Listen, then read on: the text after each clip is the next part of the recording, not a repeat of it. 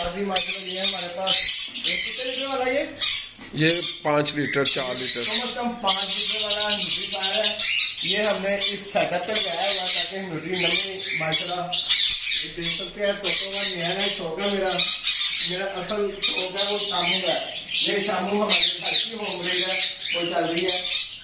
ये राह लगा हुआ है वो ये राह है। ये क्या लगा हुआ है प्रोजेक्टिव पाइप और ये सनक्लोर सनक्लोर में डांसिंग करते हैं। और ये लबट है ये लबट है और ये वाइट है स्प्रिंग नेक।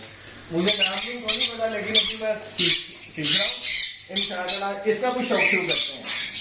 ये मसला हमारे इम्पोर्ट का ब्रोडर माशाल्लाह इसमें तोते के मुर्गे के जिसके मर्जी आप चिप्स बड़े इजीली माशाल्लाह हेल्थी रहते हैं। ब्रोडर पसंद है आपको दोस्त? बहुत इसमें एक भी बच्चा एक्सपायर नहीं हुआ। हाँ माशाल्लाह अल्लाह ने इन सबको जिंदगी दे के रखी है।